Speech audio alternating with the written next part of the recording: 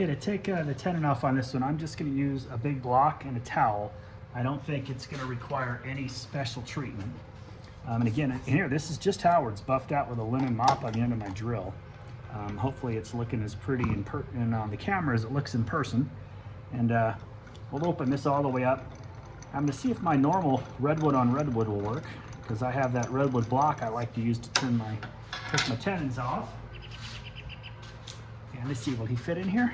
Oh, he fits. He fits. As long as I put something in there so it doesn't mar, I think we'll be fine. I don't want to mar up the surface there. And I'm setting it flat. It's not tipping over, so the weight calculation, well, I wouldn't call them calculations, but the weight estimations to make sure that it would still stay balanced worked out okay. Pretty happy with that. So let's see. I think we'll just use the towel with the Howards on it here. Will that cover everything, or am I going to need, should I get something bigger? I don't want it to mar the sides. Yeah, I feel like that's not enough padding. This feels like it's going to need a little more padding. So get out one of these car detail kind of terry cloths, and I'll kind of jam it on that way. And I'm just going to use my standard, I think I got you guys in the way though. Hold on, see if we can squeeze by. No, I'm gonna have to move you, hold on. Move away. Oh, I'm wearing my hula shirt today. I don't know if you guys have checked out Texas Hula yet. Fun Turner, super nice guy.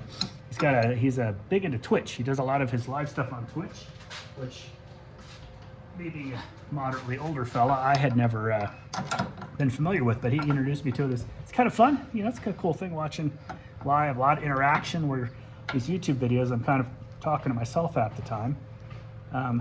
Let's see how that spins up. Nice and round, good enough. Okay, I'll move you back in here so you can see how I'm going to take this tenon off. And we're going to, right there is our focus point. So I'm just going to use, this is going to be a flat bottom, slight little concave so it'll sit flat, but I'm going to pretty much just make a flat bottom on this one. I don't think there's enough material there for a pretty bead, and I have this hard shoulder here and a thin bottom. I don't want to risk a funnel, so I think that's the direction we'll go. But there's always the point that I get nervous, to be honest, because, you know, this is almost done. It's got something very fragile, you know, it's cracks and loose pieces. We did a lot of gluing to hold it together, but it's such a special piece to me. I don't want to screw it up.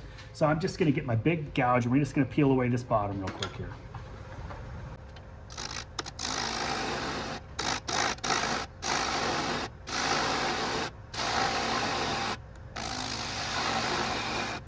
Tiny bit of concave.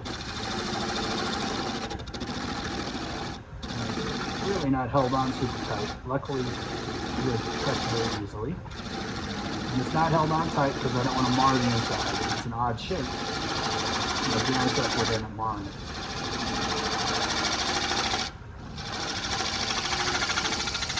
You know what we could do? Let's see. Can we get away with some texture on that bottom? I bet you I could texture that bottom and look pretty cool. I'm gonna get out a pointy gouge, Senor Pointy Gouge, and I'm gonna peel this back a ways. We'll put I'm gonna go ahead and put a spiral on the bottom, leave an area for me to sign it in the middle, and then we'll put a couple detail lines. I think that'll look the coolest.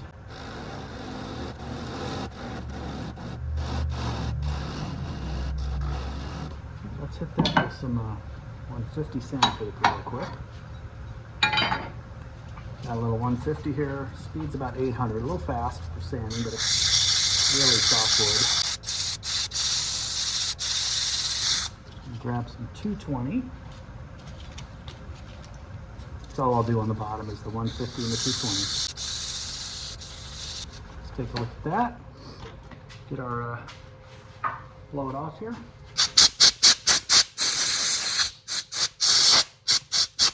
I think a cool little spiral there would look nice.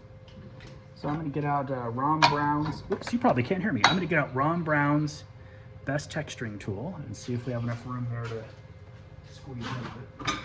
I think I can get in there and run a little spiral.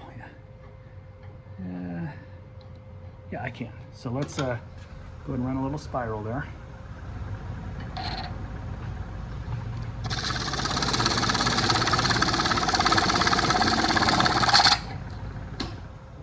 cool.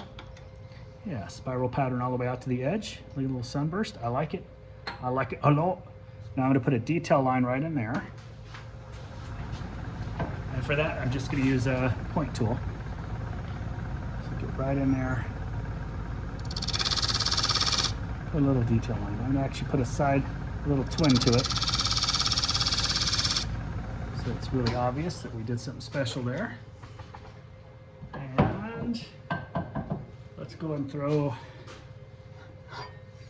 Oh, we got a nice flat bottom. I'm not going to deviate from what we're already doing. I'm going to go ahead and still stick with the Howards.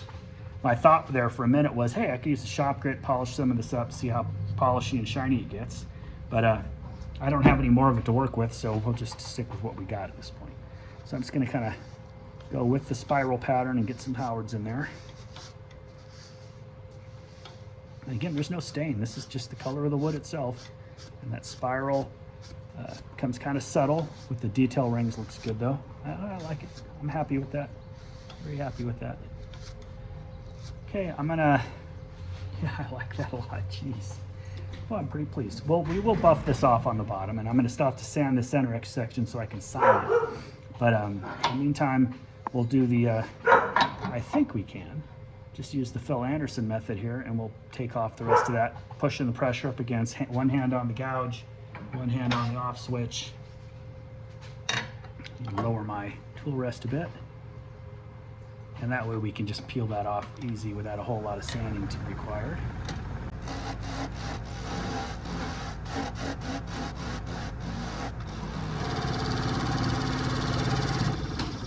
The nub stops spinning. I know we're through. Again, got to thank Phil from Shady Acres for that one. That's his magic. Oops, spins it over to me again. And pops right off. Now we'll just sand off that little leftover nub over at the workbench. And we're ready to take it to the wheel. I'll not bother you guys with how I buff these out. I've shown you before, and it's probably not all that interesting. But I will be taking it over to my other workbench, and I'm going to sand off the bottom and sign it. Take it to the Beal wheel first, and then I'm going to shellac all the fuzzy stuff I decided to see if I hold it together and it'll just have a nice feeling. Although this organic thing is pretty cool. I might get my wife's opinion on that. Maybe I'll only shellac the sanded stuff here and leave the fuzzies all fuzzy. Yeah, I'll see what my wife thinks. She knows more about some of these artistic things than I do. But there it is so far, guys. Pretty excited.